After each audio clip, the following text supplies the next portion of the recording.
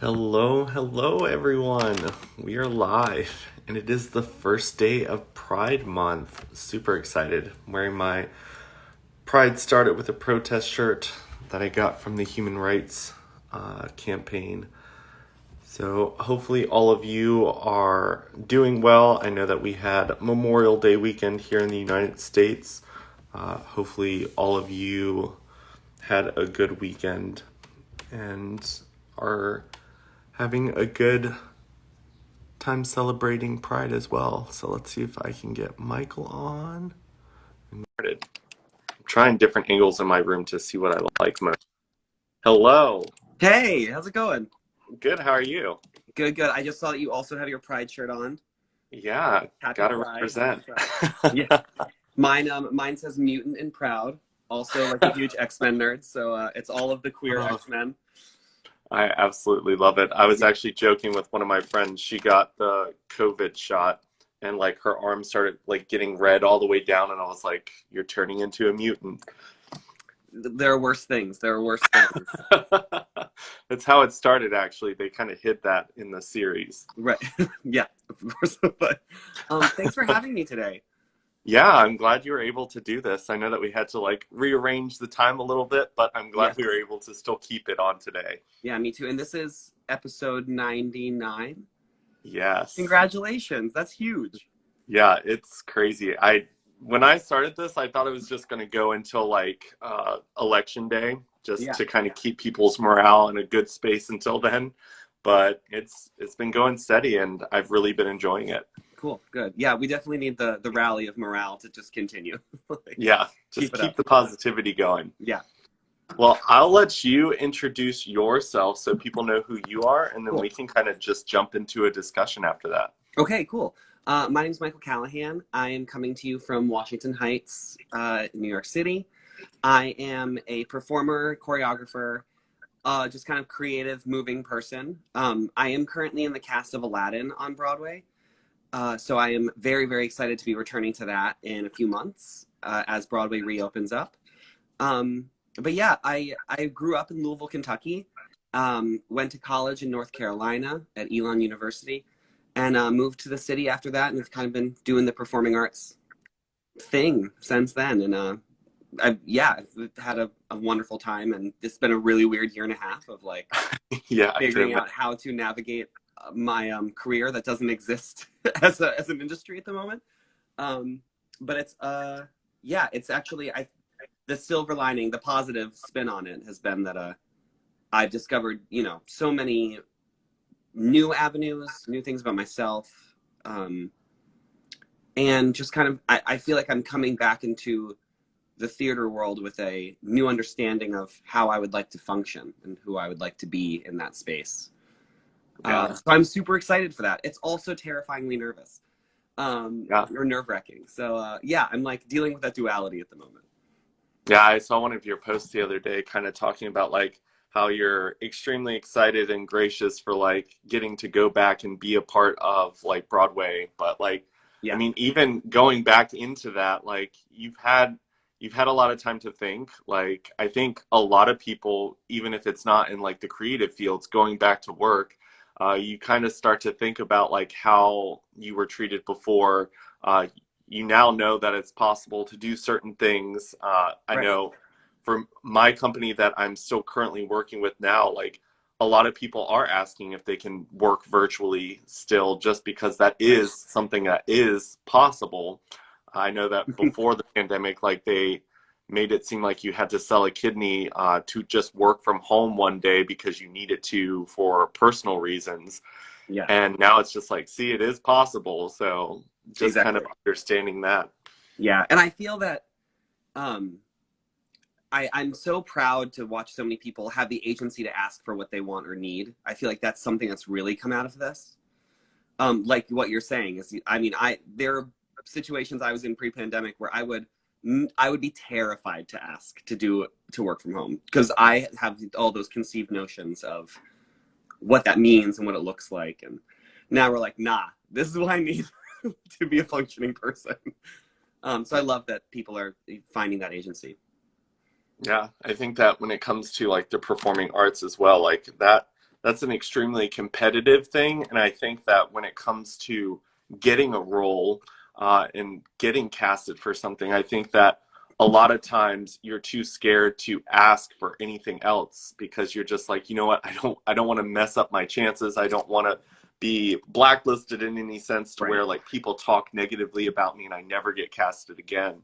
So I think that's definitely a fear that a lot of people in those types of positions have.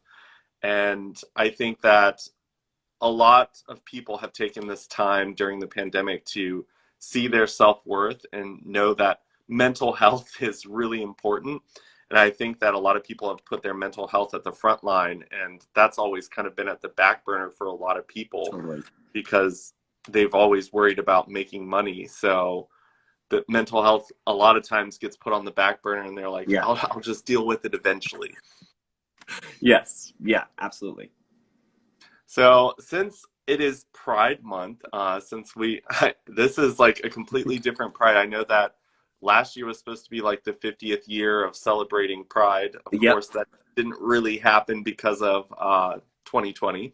So the 51st year of celebrating, I think that, I mean, even this is going to be different. And Yeah. even today, like I consider Pride a day to like, I mean, the month. I celebrate it all the time because of the stuff that I do, but I think that everyone has the right to celebrate it in a different way. Sometimes it's like celebrating the lives lost that fought to get us to where we are. Yeah. Sometimes it's celebrating the right to be who we are in today's world. And sometimes it's just celebration of self and Yeah. being able to love who we want to love, and also being aware that there's lots of people out there in the world that are still fighting for that ability to have that. And I've always been that type of person that I just put positivity out. I want people to celebrate and be happy and love. But today, I've seen quite a bit already of people attacking others for their view of what pride is. Hmm. And I'm like, pride is more than what you get to define it as. Like pride is anyone's ability to define it in the Yes. LGBTQIA plus community, including our allies. Like there's not one way to celebrate this day or month or Right. I think I think there is not one way to celebrate, but I do think it's also really important that we become aware of how everyone celebrates this month. I mean, I think there are space. I think there's needs to be room for joy. There needs to be room for sadness. There's a lot of sadness around this Pride Month, um, especially with, like you said, the people who have lost their lives to fight to get us where we are. But yeah, I don't think it should ever come from a place of judging someone for the way they do it. It should be more about, like opening. Like I'm literally drinking from a mug right now that says "open mind, open heart."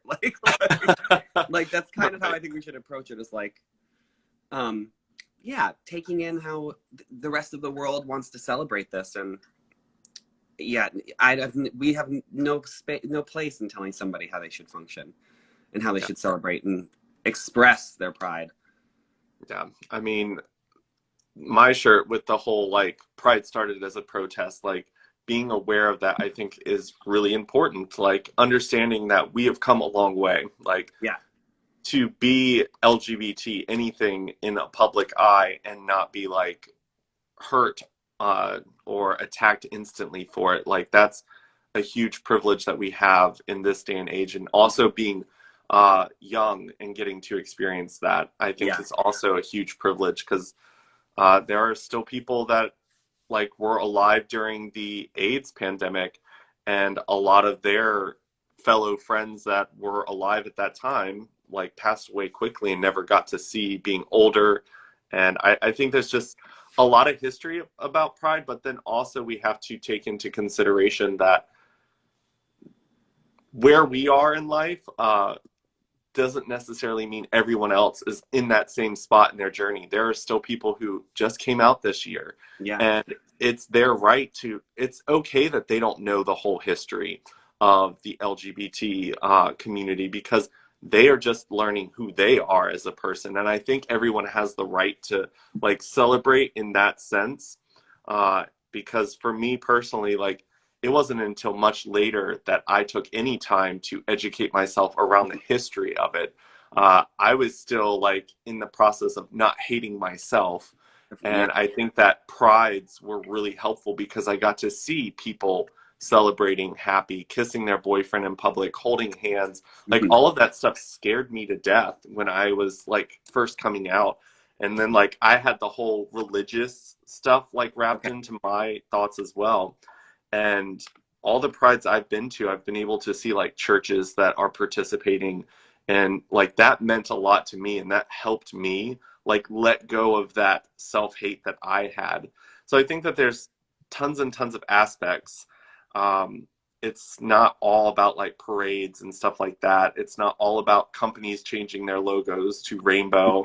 I think that it is important for us to not just during Pride Month to be aware of who we are supporting as companies, making sure that those companies we're supporting year round are not just the ones that slap pride flags on their logos during this month, but have nothing else to do with our community past June. Right. Yeah. Yes. Yes to all of that. I mean, just yes and. Like, um, yeah. It does sadden me that I think a lot of that, like, fighting people on how they approach pride comes from a lot of the internal angst that we have around being gay people. And some it's normally that kind of reaction is based on what somebody's personally going through. But yeah, I mean, I feel like the hardest thing, one of the many hard things about being a queer person in the world, is that we are currently raised in a society that doesn't teach us the history of who we will become. We have to figure it out. For me, 19 years into life, all of a sudden, like, you discover this about yourself, or you finally have the courage, and you're expected to know this rich, unbelievable history of a culture you're a part of. It's really insane that, like, the game of catch up that you have to play, and what gets lost because of that, and what's lost because of an entire generation of queer people that we lost to the AIDS pandemic. It's or epidemic. Um, yeah, I really hope that it's like having a handout and guiding people through Pride this year and every year. Um, but I definitely feel you with just having open conversations and an open mind, and how we approach Pride this year, especially because of the world we're in, and how we approach them going forward. Yeah.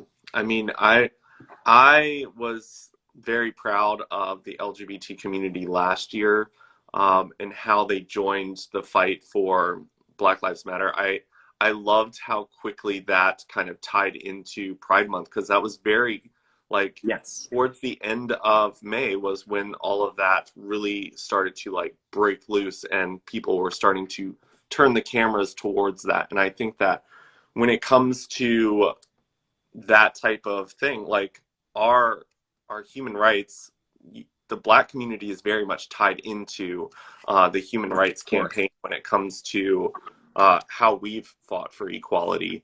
And I think that it's really important for people to realize that even within the LGBT community, we still have a long way to go when it comes to equality within our own community. Because I think that when it came to all the prides that I've been to, I was very focused on just LGBT in general, like everyone. Like Mhm. I didn't really focus on the facts that there were people that didn't feel included in that. And so when that was brought to my attention, I realized that there was a lot of work within our community that we can definitely do better. I think that Absolutely. uh, just knowing that stuff was going on during a pandemic and people were out there putting their lives on the line to raise awareness to it. And like I absolutely loved seeing like the rainbow fist going up with the black fist for the Black Lives Matter, just because there's a lot of things that come with the LGBT community that is a privilege. I mean, for me personally, being a white male gives Yeah. me tons of privilege in ways that other people don't have that. And being able to use that privilege to kind of help others that don't have the same, I think is really important. And I think that a big thing for Pride Month this year should really be the focus on the people in the trans community that are Yeah. still not getting the support from our community as a whole, as well as our government and governments all over the world are really giving them the short end of the stick. And I think that it's really important when we celebrate Pride Month, which is all of our month. It's not just gay men or lesbians, it's the whole alphabet. I think that it's important for us to remember that there are still people out there that there's still their rights are sitting on the table being voted upon, and that's not a good thing. Yeah, I know that this was a huge thing last year, and it should be a huge thing always. But I mean, it's just always important to remember that Pride started because of Black trans people. Like, if you are celebrating Pride, here is where you can begin your history lesson. Yeah. Black trans people started Pride. So if you do not acknowledge that and acknowledge the support that they need from our community, then I hope that you educate yourself this Pride and learn more about that. Yeah. But yeah, it's been really disheartening to see all this legislation that's getting passed in certain states and certain places around the world, limiting trans rights. That's been a really hard part of this past year. Yeah. The biggest thing for me is like just knowing that people within our own community, people that have known what it feels like to be treated as other or non-deserving of equality, like for anyone in that position to not understand why trans people should be right here at the front lines with us with everything else, like it just confuses me when I have to explain something to anyone in a minority group that this is not right, it's not fair, like these people deserve everything that everyone else has, and it shouldn't even be up for vote. It should just be acknowledged that their Yeah. rights are the same. And I think that it's so important for people to realize that, like, just because you don't understand something doesn't mean that you have the right to say it's right or wrong. Like, that's the exact same thing could be thrown in my face for being gay. Like, I've had so many people that say, like, well, I just don't understand it. And I'm like, well, I'm sorry. That's not, honestly, that's not my fault. Like, the world doesn't really educate you on that. Like, you can ask questions and I'll try to answer, but just because you don't understand it doesn't mean I shouldn't have the right to get married. I shouldn't have the right to be gay in public and be known as a gay person at my workplace and not get fired from it. Like, those types of things shouldn't exist. So like when it comes to pride in general, I think that this is a great time to take time to educate people, but I think our community also needs to educate themselves. It's really important. Yes, 100%. Because like, I mean, you're up in New York, so like, of course, New York has very large prides. I've only gone to half of one. I only spent a little bit of time there. That was when I was still learning how to accept myself, and New York Pride was big and scary and very much a lot to take in.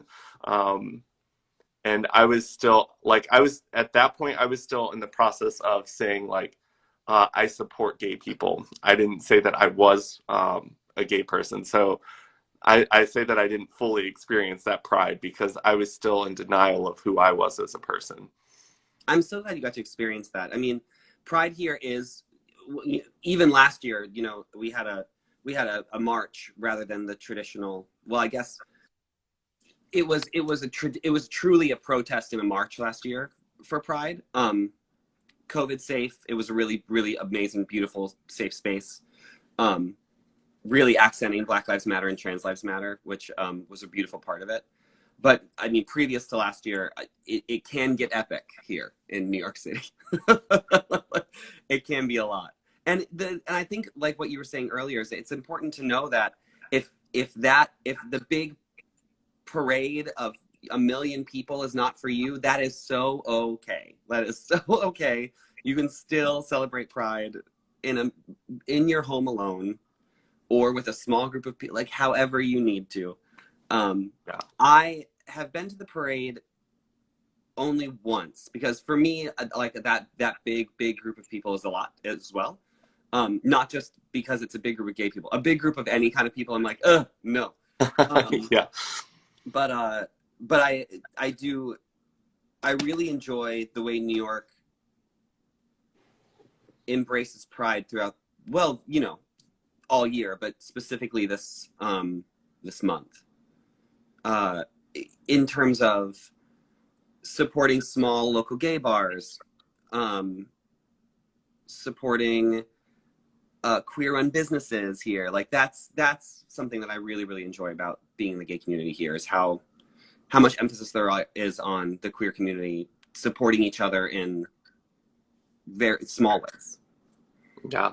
And I mean, when it comes to queer run businesses and stuff like that, that's something that needs all year support. Like businesses can't survive off of 1 month of really good Yes. business. Like June is usually the month that really pushes their numbers up, Yeah. but it's important for people to realize that those types of businesses, and I mean right now, most definitely, because the pandemic did a number on so many small businesses that it's so important to be aware of which ones are queer run, which ones are run by Black people. Like all of those things are really important to take note of. I personally started like doing a lot more research, even down to like the facts that like some gas stations are run by companies that are very anti-LGBT, while Mm-hmm. there's some that aren't. And I would rather pay 3 cents more at this gas station and know that if one gas station is going to succeed, it's going to be the one that's not against my rights. Yes. Because, I mean, all of that goes down to politics as well. Like when it comes to what gets funded into certain parties like pockets, like really large businesses donate, small businesses need our help so that large corporations don't push them out. And I thankfully I was like raised by my grandfather who always like put a huge emphasis on supporting local businesses. Mm-hmm. So I've always tried to do that over supporting those big corporate businesses that don't need your money. They will survive, but the local businesses are really important. And that's one of the things that I miss about living in the really big cities was Mm-hmm. there were actually like very obvious spaces that were queer spaces that were run by queer people, whereas like here in Virginia it's not as easily found. You have to do a little bit more research to figure out who they are and where they're located, but it's definitely worth doing the research Yeah. because I mean last year seeing so many, because I follow a lot of the businesses on Facebook, and seeing them like put up their last post and saying like we're closing indefinitely, like that was just really heartbreaking for me. Yeah. First of all, I would love that list of gas stations after this conversation. Please send that to me. So, like, I'll do my best. yeah, that's been a scary thing here too, is seeing like how many businesses in the last year had to struggle. I mean, or not had to, struggled. Uh, and I mean, at least 2 or 3 times a week, there's a lot of ordering food from like local places, and I've done a really good job of finding the local places in Washington Heights. There's not as many queer spots in Washington Heights specifically, but local places for sure. So I've been really trying to support my little local spots. I grew up in Louisville, Kentucky, and there was this what's it called? This campaign, I guess, called Keep Louisville Weird. So if it was a local run store, it had a sticker in the front that said Keep Louisville Weird. I think other cities also have the same campaign, but I as a young teenager, that's when I started to really become aware of supporting local businesses and which ones were and which ones weren't. And I love that keep a place weird. Like I think that's just such a wonderful campaign. Yeah. I mean, anytime I travel places, like and my friends want to take me out, I always ask to go to like places that I wouldn't be able to find in another city. Right. I think that that gives you like the character of the city because most of the time it's going to be more local people than the touristy people because Yeah. touristy people a lot of times will go to what they know instead of what makes the city have character. So Right. I think that it's really important to do those types of things and do that type of research. And I mean, I think that as a queer community, I think that this pandemic has been a reset. And yes, we lost a lot of spaces, but everyone lost a lot of spaces. Yeah. So that opens up the door for a lot of new business owners to kind of reinvent what LGBT spaces are going to be. And I Hmm. think that right now in like the month of Pride, like look for places and look for people who are interested in opening queer spaces, because I think a lot of queer spaces have been very like club-esque. They're the dark, loud clubs. And I think that the more we can open like a gay coffee shop, a gay like art exhibit, a gay like things that are a little bit more during the day for your day-to-day stuff, and just places to celebrate the history that kind of gives, like, because like we were saying, you were saying like you saw those stickers and that kind of gave you like, oh, buying local. Like if we can Right. start putting ourselves in the like line of sight for people that are just walking by, like that begins that process of people trying to understand what they just saw. And I think that that will move us forward more so than, because most of the clubs and stuff that I went to, even in New York when I went, were like, it was like you go down an alley, then there's the door to get into the club, or there's like a bright neon sign, uh, and that's all you really see, and it's only lit up at night. So like there's just so much of like the LGBT community that was closed off from the rest of the world. And I think that that also made it hard for the rest of the world to see us. And I think that being seen is really important. Yeah, I think that the quote unquote club life um gets maybe more publicity as being queer spaces, but I can guarantee you there are so many gay coffee shops, gay restaurants, gay ice cream shop. Like those here in New York absolutely exist. I guess they're just not as always like the first things that you see on like social media or the first places you find people like posting, like tagging and stuff. But they're absolutely here, and they're so beautiful and so awesome. But of course, more of them everywhere. And I hope. I mean, I'm obviously in New York City, and I'm so privileged to be here and be a gay man here because it's the mecca of. But yeah, I mean, I hope that the rest of the country slowly starts to adapt more of these queer spaces, not only for visibility but for safety, for feeling comfortable being yourself in a space around other people that are like you. Yeah. And it's so sad that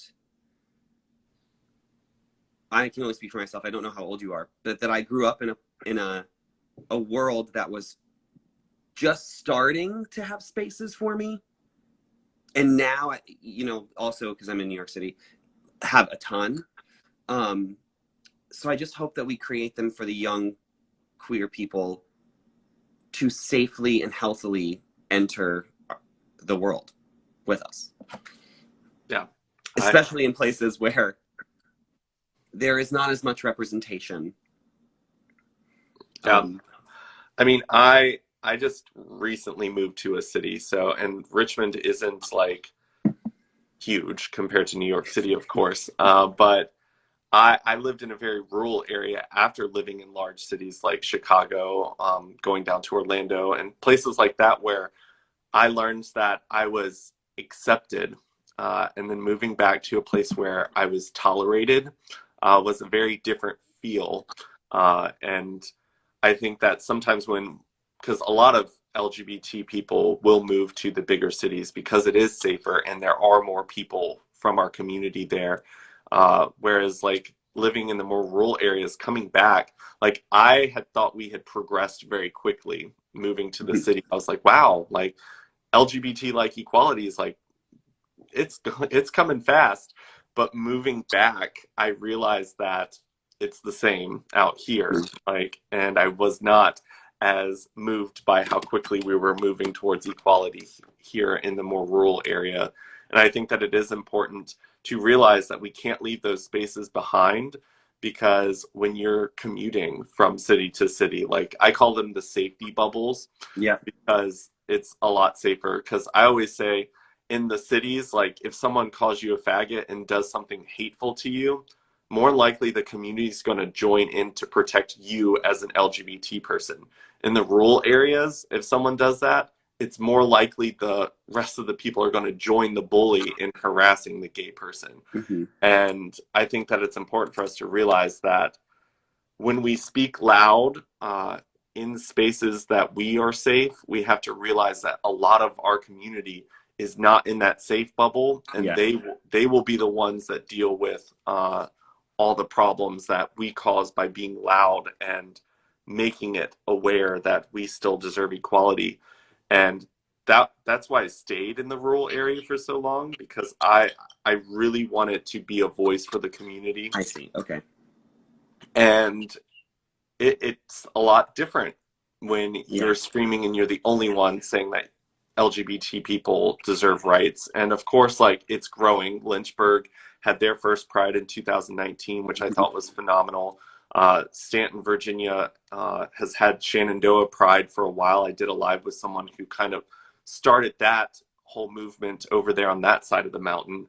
Cool. But like those types of things, I think cities should come to those towns and help start those prides and help do those types of things. Because one thing that I've learned is not all of us want to move to the big city to go live in a city to be accepted. Like, Yeah. I love the mountains. I love my family. Like, I love a lot of my friends here. So moving to a large city, which I've done, I always felt like a huge piece of me was missing. And coming back here, that part got fixed. But then I was like, wow, now I have to figure out how to make this work. And now I'm in Richmond, which is the capital of Virginia, which is a lot more liberal than Yeah. the rest of the state. But I still, because my plans were like LA, New York, like I wanted that. Then I tried it and I didn't love it. And now I'm just like, That's it's okay. nice to be closer to home, but this is kind of my settling point right here, to be close to home, but also in a space where I'm not going to have to fight every single day just to be respected as an LGBT person, because I'm not hiding it. I'm not going back in the closet to make other people Good. comfortable. Good. Well, first of all, congratulations on coming to that place. It's hard. Yeah, It's different. It's hard for everyone in different ways, but congratulations. I'm thank so you. happy for you. Can you, for me, because I think it's super important. Can you talk more about the difference between being tolerated and being accepted? Yeah. So I kind of explain it in a way that when I'm out and about, like, I'm a person in the places that I'm accepted. So like I'm just me. My friends will call me by my name. They just kind of talk to me like I'm like everyone else. Like, it's not an issue. Like, me being gay is just like a small little piece of who I am. Like, Hmm. that's a small identifier. Whereas when I moved to places where I was just tolerated, everything aligned with the identity of me being gay. Like, Interesting. it was never not discussed. Like, it was every single meal, every I was introduced, this is my gay friend. Like, it just revolves around that. And then you also kind of hear about what people say about you behind your back, about how they're praying for you and how they hope that you will see the light one day. And that's a very different feeling than having friends that are just like, I love you as a person, you're great. Hmm. And coming back to being tolerated, whereas before I was just accepted and celebrated in a lot of ways, it was a very different feel. And you can see it in the community itself, because even the community struggles to accept themselves for being gay, as well as sees the community in a positive way. A lot Hmm. of people in the more rural areas talk very negatively about the gay community as a whole, as if our community as a whole are just a group of disgusting sinners. Uh, Right. and that was very painful for me to experience, because it took me moving to the big cities to love myself and to be able to love everyone in our community, because for me, like, everyone is just a beautiful individual, unique person. And to see how society in the smaller places where it's tolerated versus accepted, Hmm. it's crazy to see the impact it has even on the people within the LGBT community when it comes to accepting and loving their own community who's going to be there for them through thick and thin. Whereas it almost seems like they will speak poorly of the LGBT community so that they can gain the acceptance of the community that's bashing the LGBT community. So it's a very interesting place to be. It took me a little bit to figure that out. I was like, why does Yeah. it feel so different here? I was Hmm. like, it's a gay club. Why do I not feel like I did when I was in the gay clubs in the bigger cities? And it was because there's still a lot of shame, because when you're tolerated and not accepted, like, that has an impact on the way that you Yeah. view yourself. Yeah. I think what I really liked about what you just said is the difference between being around people who wish you were different and being around people who love you just the way you are. Yeah. Um, and it's a very, and like you said, it's sometimes a very, very like fine line, and it's hard to. Sometimes you will never know if someone tolerates or accepts you. And I think that that's creates a lot of, like you said, shame and a lot of distrust in relationships. I think within our community. Um, but yeah, wow. Thank you for sharing that with me. Yeah, it was very interesting because my friend Eddie, he moved up to New York, and I moved back to Virginia. And it's very interesting to see how Eddie has thrived and how Eddie has grown as a person, and seeing how he now views the LGBT community versus back when we were still young and learning who we were. And me, where I feel like I spend most of my time fighting Hmm. to be seen or respected, whereas he is surrounded by people who just throw love and acceptance at him.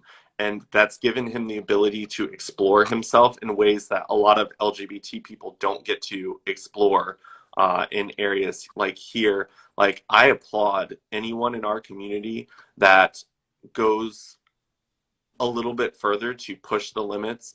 Um, because, I mean, I work in corporate America and I hear what people say in the background, especially with the fact that I'm not as easily like pinned as a gay person. So people say Yeah. things in front of me before I announce to them, like, hey, that's not cool. I'm part of that community.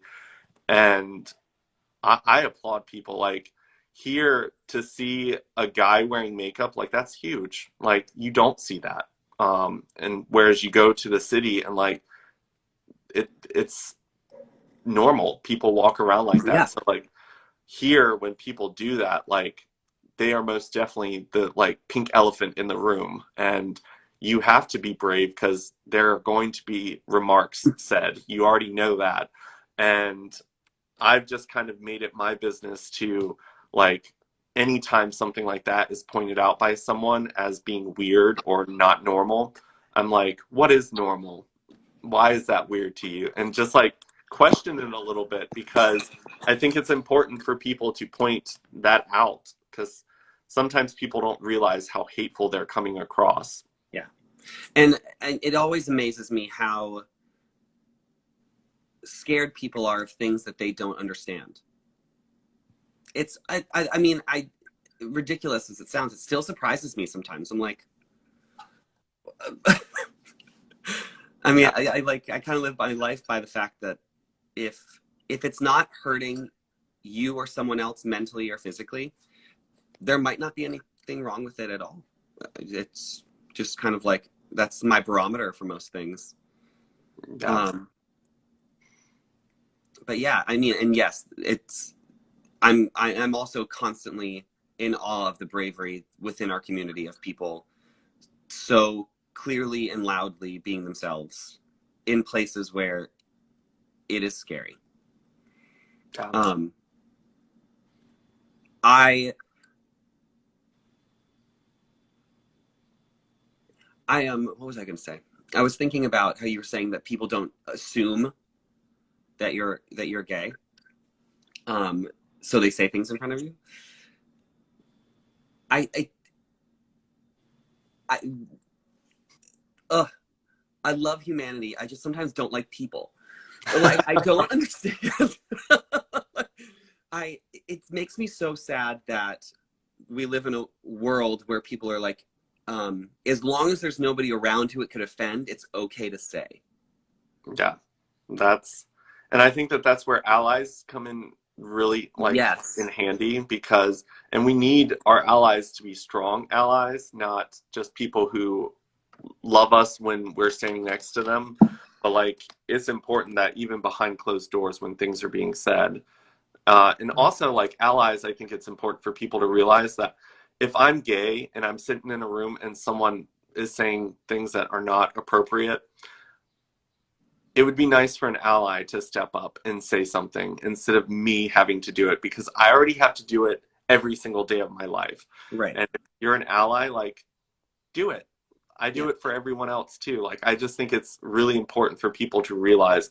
And you kind of see it. Like, people do the whole, like, scan the room before they say a joke. If you have to scan the room, that probably means your joke's not going to be funny to everyone in the world. And I've learned also, like, when it comes to being mean or saying things, just don't do it because one, you don't know the person standing in front of you. They might be a straight person. Who knows that maybe they've got a gay sibling? Like maybe they have gay Yeah. friends. Like it's just not.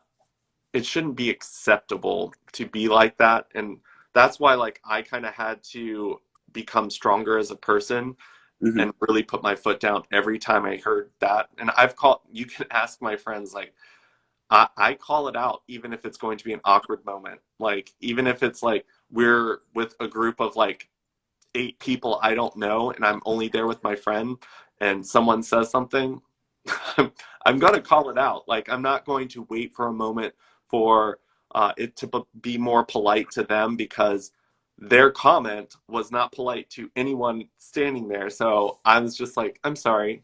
I'm not going to make it more comfortable for you to be rude next time. I'm going to make it so Good. uncomfortable this time that you learn a lesson today and hopefully don't do it again. Yeah. And I think, yeah, good. I'm so glad. It's still, um, I hope that people learn a lesson from that. Um, like I get, I was actually just told the other day, um, by someone who's close with me, they're like, you guys, as in my people, whatever that might mean to you, are so dramatic about everything. And I was like, oh, okay. And it's interesting to me that to be called out sometimes on someone being inappropriate is interpreted as being over dramatic. I'm like, I'm still struggling with trying to find ways for people to understand, to try to help people understand why it's inappropriate. Yeah. Um, because yes, I think people should be made to feel uncomfortable when they say something that's not right. But I think sometimes in making them uncomfortable, they no longer are in a space to understand why it was inappropriate. So it's like in my own work of like how I communicate with people, and I'm not saying to be, I'm always trying to be polite, but I'm trying to find a way in saying like, hey, that wasn't cool. Here's why, just so you know, like, um, Yeah. And I mean, every person is different too. yeah, So one person might respond better to a polite education right there. And some people respond better when they are put in a tough spot. And yes, no, totally. because I mean, I've had several conversations with people where I'm like, hey, don't do that. And then they do it again and again and again. I'm like, okay, we're going to announce this on social media for you to realize how wrong you are right now. And then it stopped. So sometimes Great. sometimes Okay. it takes different, I mean, also when it comes to like hearing, I know that for a long time I had a roommate who was very, very loud about like what white privilege was. And the way she did it was in such a forceful way that it shut me down because Hmm. I'm not the type of person that responds to being yelled at. So for me, like every time she did that, I just looked at her as she was this mean person being mean to me. Whereas it took another person who was very similar to me that shared a story because I learned through stories. And when my heartstrings were being pulled, Mhm. and she shared a story about like her growing up and the lessons she had to learn from her mom that white kids don't have to learn. And that Yeah. pulled on my heartstrings enough to where like it opened my eyes to it all, and I just started wanting to know more and figure out more. So I think it's important to realize that I think it's always easiest to influence people you know, because you know like how your friends respond to certain things, whereas fighting people that are complete strangers online, a lot of times I consider that a huge waste of energy because you don't know what is going to help them. Like you don't, like it's, you Yeah. don't know anything about them really. And I think that it's important for people to realize that our energy isn't everlasting. Like we can drain it. So use it in a way that's going to make the biggest impact. And usually that's finding ways to get the people you have power of influence over to join the fight. And then they can do the people that they have power of influence over and Right. expand that way. Because fighting some random person with like a little like Terminator picture on their Instagram page, Yeah. it's not going to do anything. You're just getting yourself worked up, and it's probably not going to make a big impact. Yeah. I love that you're talking about how stories impact you so much because I think it's a really wonderful segue for Pride Month to talk about how important it is that we have queer stories being told, whether it be books, whether it be movies, um, and how important it is for the country and the world as a whole to see those stories, to humanize those stories, because I feel like so much of the gay community gets dehumanized at times. Um, and I just love that you're talking about the best way to get through to people's stories, because for people who don't understand why we want so much representation in stories being told, is because exactly that. Like how can we expect you to understand us if you never see us Yeah. and see us not just as a picture or as a 30-second clip, but as a human, a full human with a story, and a story that you probably relate to in some way, shape, or form. Um, so I do hope that everyone is watching really, really wonderful gay stories this Pride Month. I just watched one of my favorite ones called Pride. It's a British film. Have you seen it? I have not. Highly recommend. Highly recommend. Um, it's about.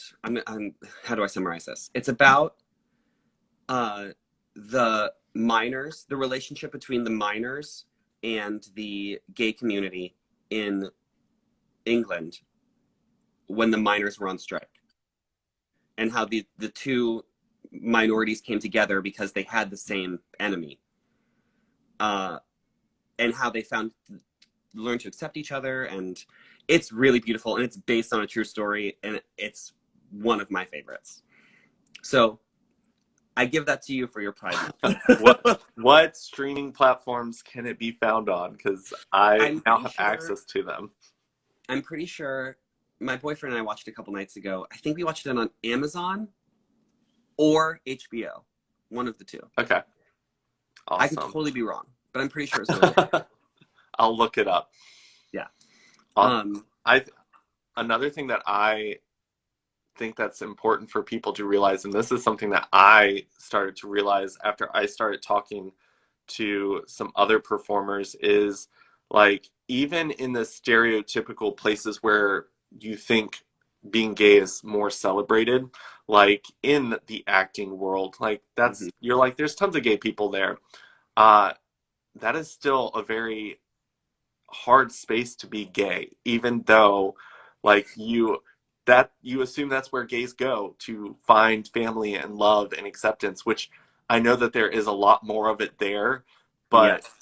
there are still some things that are hard about being LGBT in those types of spaces. And being that you're in that, I think that you probably have insight because I think that section gets ignored because we're like, well, they're in the performing arts, they're fine. Yeah, yeah. I think where this stems from, for people who don't, for if it's hard to conceptualize, I think what a lot of people forget is the performing arts are an art, but is an entertainment industry as well. So the people who are paying for this entertainment, or who are trying to make money off this entertainment, are trying to distribute it to the widest group of people they possibly can, who will accept it and pay for it and spend their money on it. So what ends up happening is, culturally, gay stories and gay people are not seen, or starting to become, but we're not traditionally seen as big money makers, because who would support that? So I think what people understand is how often in the performing arts world we are told to be less gay, more straight, because that's what will sell. That's what the entertainment industry is looking for. And it rides a fine line, I think. No, it's not a fine line. It's just unacceptable at times. I'm primarily a dancer, so what I can tell you is the amount of times that male dancers are told to butch it up would blow your mind. And there are certain circumstances where I do believe, if the story requires a certain type of something, a certain type of, like, quote unquote toxic masculinity, okay. But the counter to that is that there right now is practically no space for anything but that as a male dancer. Yeah. And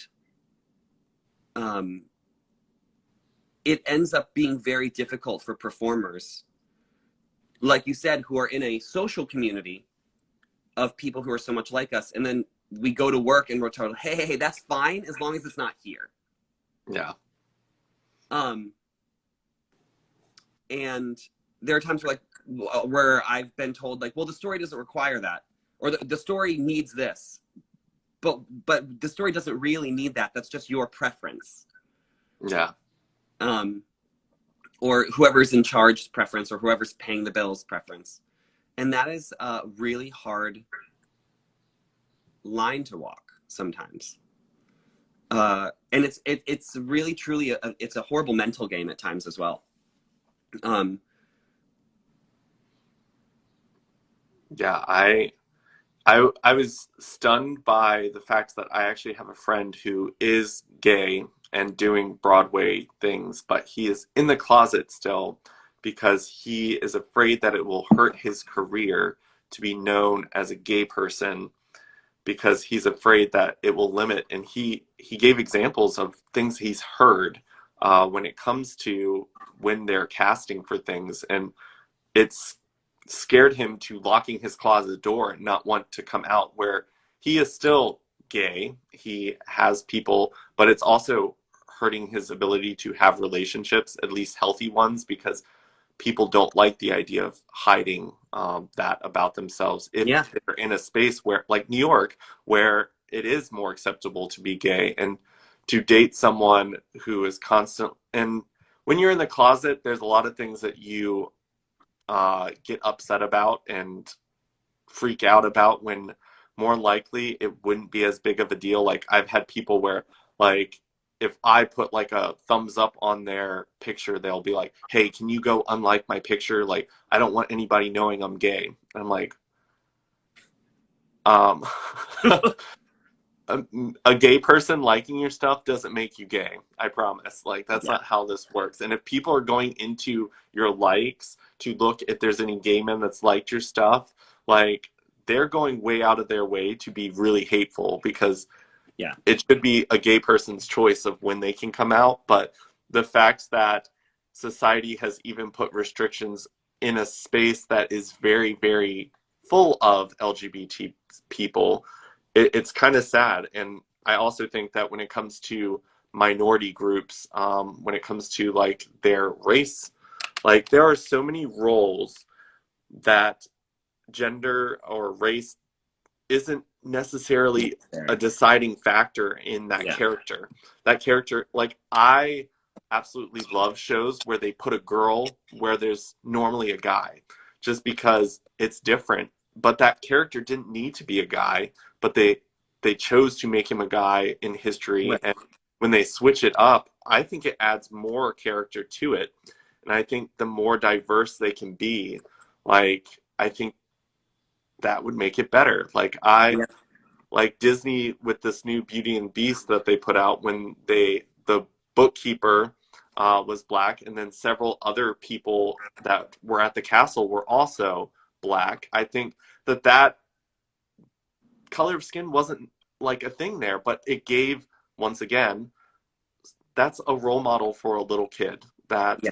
didn't see it before, and I think that that's important. And then like also like Hold that LGBT. thought for 1 second. I'm gonna get a charger because my phone is getting angry with me. The Instagram live just like kills my battery. Okay. And also for anyone that's watching, if you guys have any questions, feel free to hit that little question mark and add them in there. Okay. Yeah, and just to be clear, also not just switching, male for female, but non-binary characters, and how I'm so excited and hoping that becomes a choice that people make more often, because the world is ready for it, and it is completely appropriate, and it's time that we caught up. Like, it's just time. Yeah, I think that that's another important part where LGBT people's stories being told is going to open up the door. And it needs to be told in spaces that it's normal, not told in spaces where only other LGBT people are going to hear it.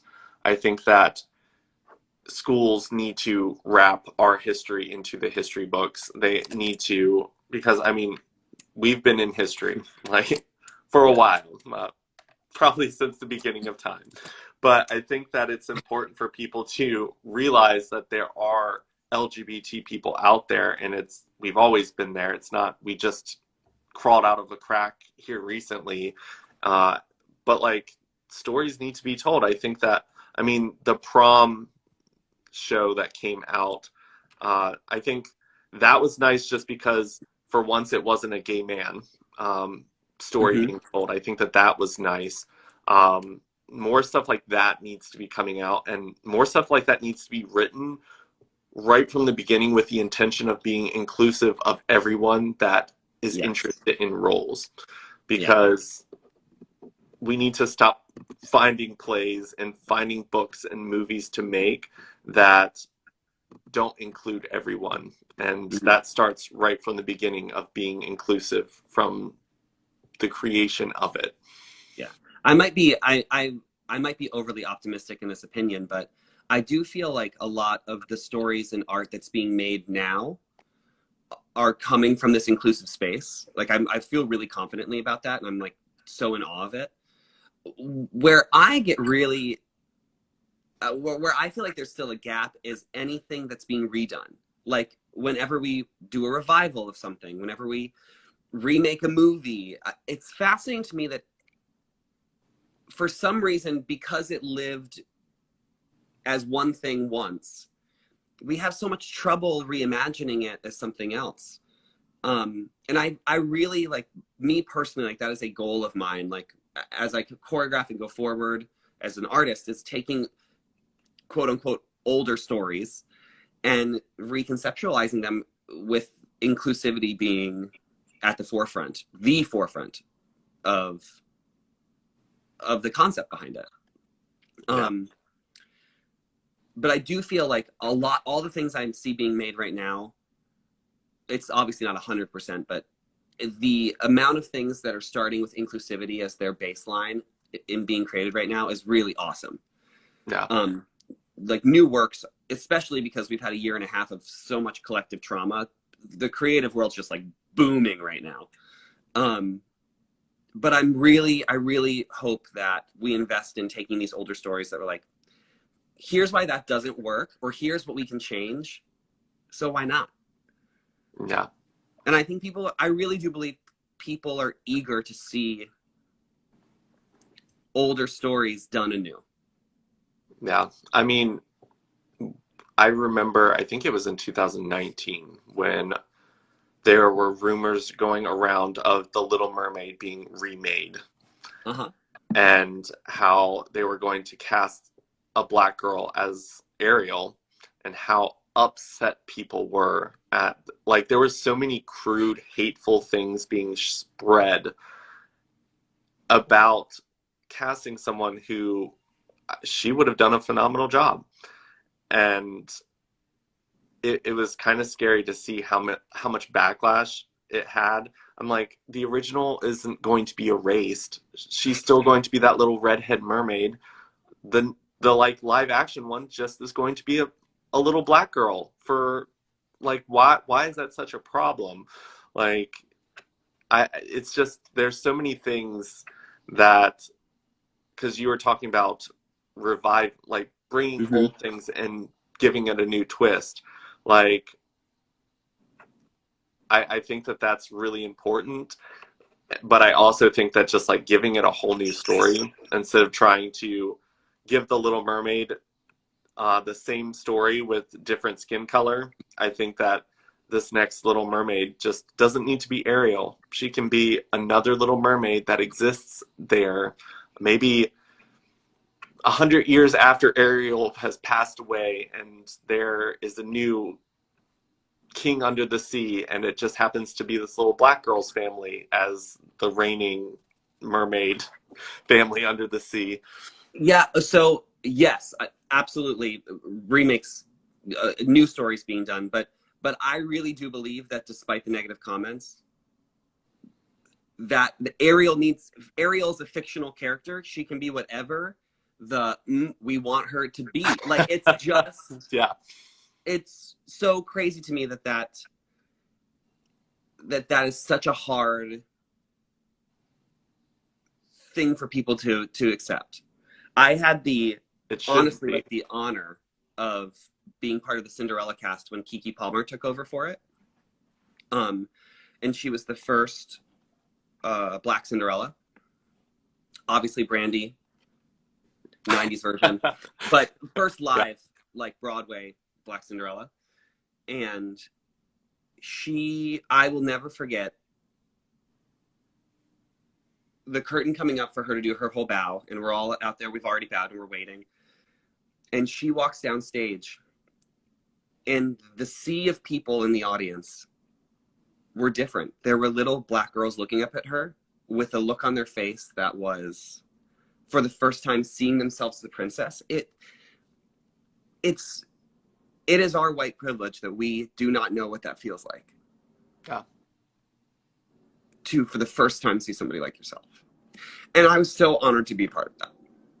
Yeah. But yeah, Cinderella's a fictional, I'm sorry, I'm getting emotional. Cinderella's a fictional character. She should be whatever. Yeah. And I so look forward to seeing more of that being done. Yeah. 100%. For all communities. And maybe at some point Cinderella falls in love with a princess and not a prince. I'm so down with that too. Like, whatever. Yes. But yeah, and I'm so excited to see, although I'm sure there will be resistance, I'm so excited to see people retelling these stories to make them look like the way the world looks. Yeah. I always tell people, be careful assuming that the resistance has anything to do with the people that would actually come to see the show in the first place. Yes. Because loud, hateful people are loud and hateful, but a lot of times they are not even the people that would have even been there even if the show was a different way. These people are just being loud because that's them being loud. And I think with social media, we have mistakenly allowed those types of voices to make us think that large groups of populations of people think Yes. that way, when it's really just a small group of really ignorant, hateful people. We have to push past that. We have to allow shows to make those types of changes. Mm-hmm. And I guarantee, yes, you're going to pull in a whole new audience of people, like you said, that are really going to love looking up at a princess that looks different than what they've ever seen before, whether it's LGBT or of any other race other than white. But I honestly do believe in spaces where art is celebrated, like they're Mm-hmm. celebrating the art of it. I don't think the skin color will change that to the point where the people who really appreciate what you all do uh, would really impact that as much as people are afraid of it impacting it. Yes. Yeah, there's so much fear based in all of that resistance. It really any of the resistance is fear, period. Yeah. I think that there's a lot more good people out there. I've always said, like, since I stopped living in fear of being gay, and like I will go in spaces wearing this. Like, if you can't tell I'm gay, I'll make sure you know. You know. But like the amount of people that actually comment and like compliment this shirt, like it's kind of crazy because before, if I didn't wear this shirt and just walked into the store dressed in just a plain shirt with nothing on it, like I would see someone wearing like a Confederate flag and my brain instantly is like, bad person, doesn't like gays. Good thing I didn't wear that gay shirt. Whereas when I wear my shirt and I walk past someone and he's like, hey, I love your shirt, my sister's gay. Cool. Like things like that do happen. And yes, there are places I'm a little bit more aware of. Like I will make sure that I park my car in a place where I'm not walking by myself. So you do have to like take those into consideration, but be aware that sometimes you just have to be the louder voice or the first one to say something. And sometimes you'll be pleasantly surprised that there's not as much hate as the internet makes it seem. And we just have to keep pushing forward and not let any of that hateful stuff stop us from having months like Pride, going out and chasing our dreams and doing whatever we want to do as LGBT people. Like I'm thankful that I lived in big cities that gave me a voice, because now that I live in the smaller areas, like I don't let people stomp on me for being LGBT. Yeah. Just like, nope, next. Yeah. Like when And I so first, much of that too is also you being an example for other people to find that comfortability and courage as well. So yeah. I yeah, mean, maybe that'll be my pride, my like pride goal this year is to compliment as many people on their loud, beautiful, different whatevers, appropriately, of course. yeah. But I mean, that's why I did these positive talks, because I started seeing some of my friends, like, they stopped doing that. They stopped going out there and making the change, because sometimes we keep doing it and we don't see the changes where we are putting our focus. But all of that does make an impact. Like, when someone's wearing a pride shirt and gets a compliment, it removes a little bit of fear and it gives a little bit of positivity and love. And it makes them believe a little bit more in the world that they're in. So I definitely, I throw out compliments all the time. Like there was a guy wearing a rainbow mask, working at a gas station in the mountains. And as I was checking out, I was like, I love your mask. Like, I just want people to know, like, there's people out there that support that. So yeah, just small compliments make all the difference for sure. I love that. I do that with when I see guys with nail polish on. I always got to compliment the nails. Always. Yep, I do that too. Love it. Cool. Well, I see that we've gone past our hour. This was a phenomenal talk. I thank you. enjoyed it. I'm glad we were able to make it work today. So Did we end up getting any questions? I didn't see any pop up under mine. Okay. And I didn't see any in the comments either. But I'm seeing a lot of love and appreciation for the conversation. So I think that people enjoyed it. So Well, thank you for doing Thank you this for with me, having me. and keep celebrating Pride Month. I'm super excited to see what this year is going to be like for us. Super excited. But keep doing what you're doing. If there's ever anything that I can help you out with, feel free to throw it out there. I'd love to help and support you as well. Same here. Same here. And happy Pride. You too. All right. Bye.